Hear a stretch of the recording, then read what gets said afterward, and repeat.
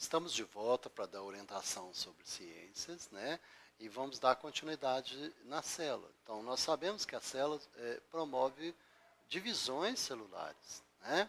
Então, nós vamos hoje falar sobre a divisão celular, ou seja, estudar o ciclo de vida das células. Então, essas divisões celulares, elas vão ocorrer lá no núcleo das células. E nessa divisão celular aparece um componente importante, que são os cromossomos. Então, a quantidade de cromossomos varia de espécie para espécie.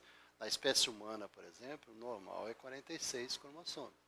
Existe nessa divisão celular dos cromossomos, ou no núcleo, né, a mitose e a meiose. A mitose é um processo que origina-se duas células idênticas às células, à célula-mãe, né? Então, de repente, essas duas células vão ser, no desenho aí dá para você entender melhor, né? Vocês vão ter a mitose ocorrendo, e as fases da mitose, aí tem a interfase, a profase, a prometofase, metáfase, anáfase, telófase, e aí a mitose concluída. Então perceba que lá no final eu vou ter duas células idênticas, tá? E já na meiose, a divisão ocorre de forma diferente. Nós vamos ter 4 células filhas, né? Então aí nós vamos ter dentro da mitose as fases também. Então aí tem os cromossomozinhos sendo divididos aí, e lá no finalzinho você já vê, vai observar, né, as 4 células idênticas, as células iguais, tá? Também durante essa fase ocorre a diploide, são células cujos cromossomos se organizam em pares, né? Nas nossas células diploides temos 46 cromossomos, ou 23 pares de cromossomos. Nas células haploides, são aquelas que apresentam apenas um conjunto de cromossomos, ou seja, só tem 23 cromossomos, tá? Os animais, por exemplo, a meiose ocorre nas células germinativas. Que células germinativas são essas? Os testículos e os ovários. Então, lá nas células sexuais masculinas, nós temos os ovários, e nas células as células masculinas femininas nós temos os ovários, e nas células masculinas os espermatozoides. Tá? Então, quando elas se unem, elas formam uma célula chamada célula-ovo, ou zigoto. Tá? Então, uniu-se durante a união do espermatozoide com o óvulo, a gente chama de zigoto. Então, perceba que lá no início a gente falou de células.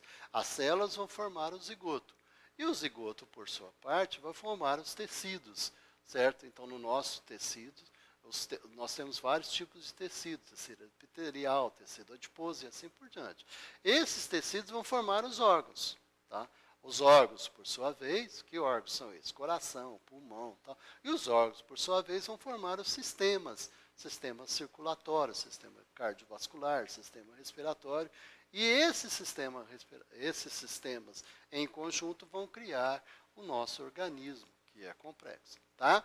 Já nos vegetais, as divisões celulares são mais aplicadas, ou são aplicadas diferente, tá? As mitoses ocorrem em tecidos responsáveis pelo crescimento, em pontas de raiz, ou gemas apicais ou laterais.